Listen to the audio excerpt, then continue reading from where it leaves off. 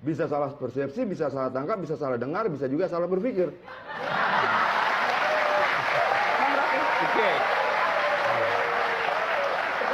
Gini ya, iya, dan seluruh kesalahan itu, salah dengar, salah tangkap, salah berpikir, itu terlihat pada inkonsistensi dari Presiden Jokowi justru itu. Saya terangkan satu persatu ya.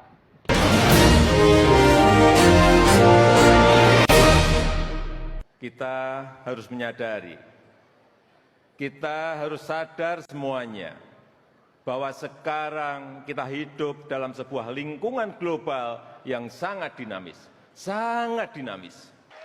yang sudah tidak efektif, harus kita buat menjadi efektif. Yang sudah tidak efisien, harus kita buat menjadi efisien. Hati-hati, hati-hati, ke depan saya pastikan akan saya kejar, akan saya kontrol, akan saya cek, dan akan saya hajar kalau diperlukan. Oleh sebab itu, butuh menteri-menteri yang berani.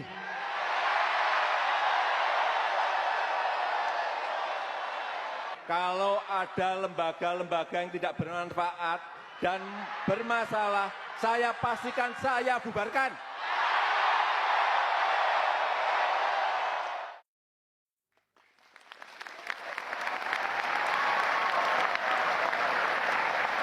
Ya, itu tadi pidato pertama Presiden terpilih Jokowi beberapa hari yang lalu. Dan karena kita topiknya soal koalisi oposisi, mari kita menguji siapa yang sepemahaman dengan pidato tadi. Saya ingin ke Bang Rocky Gerung.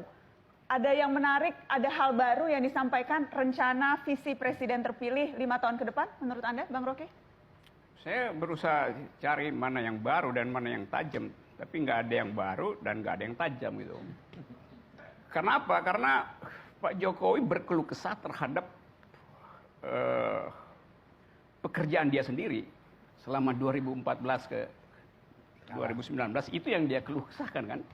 Jadi dia mau menghajar dirinya sendiri, dia mau mengontrol dirinya sendiri. Kan itu seluruh kan problemnya ada di dalam masa kepemimpinan dia sebelumnya itu. Yang kedua, ada obsesi untuk persatuan itu, dan saya kira Pak Jokowi kurang mengerti tentang apa itu persatuan. Demokrasi itu bukan memaksakan persatuan.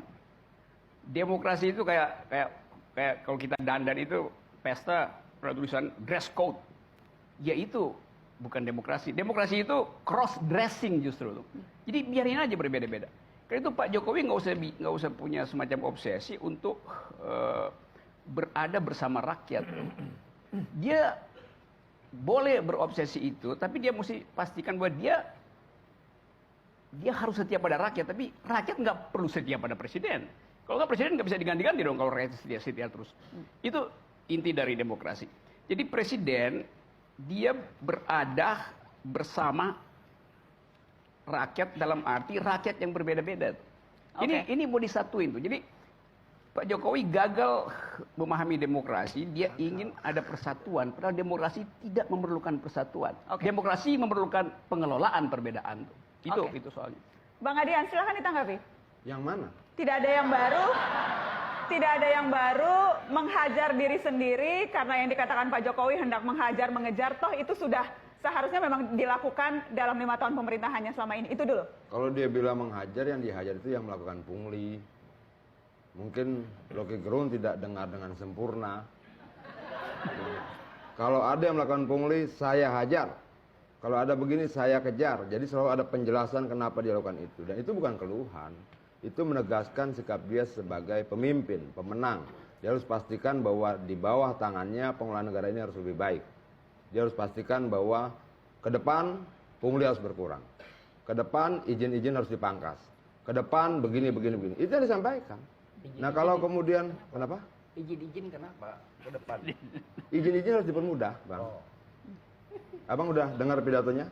Saya dengar. Ya, Saya nanti dengar lagi. pidatonya dan menarik. Ya kalau misalnya nggak bisa lagi.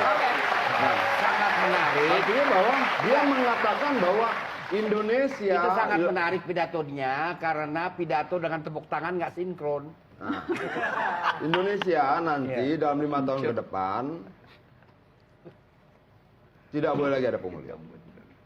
Harus memperhatikan ibu hamil, harus memperhatikan anak-anak, harus memperhatikan anak muda, memberikan kesempatan, membangun sumber daya, menyatukan seluruh infrastruktur satu dan yang lain.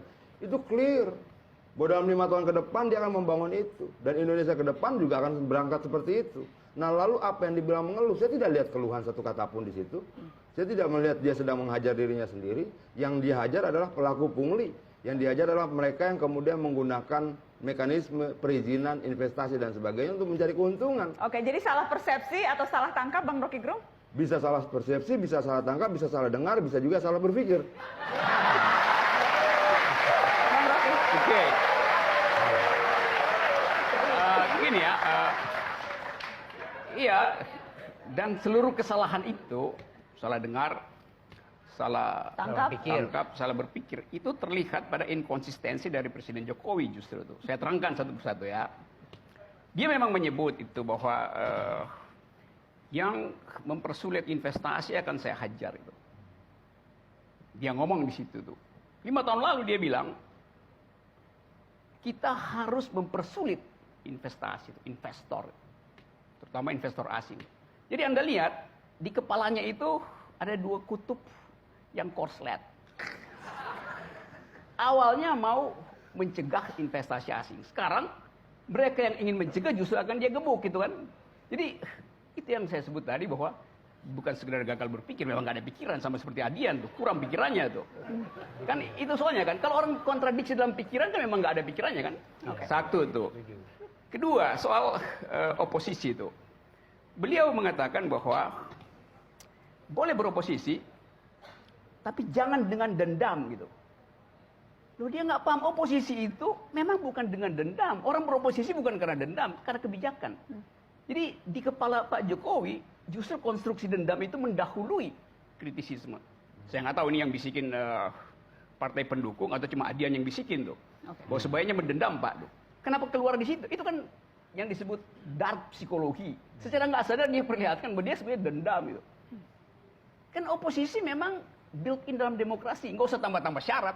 Beroposisi tapi jangan dendam. Beroposisi tapi jangan benci. Ya beroposisi aja. Jadi dia nggak ngerti apa itu oposisi gitu. Beliau tidak mengerti itu. Nah saya terangkan ini bukan saya merendahkan beliau. Tapi memang ya faktanya dia nggak paham gitu. Oke. Silakan Bang Adian.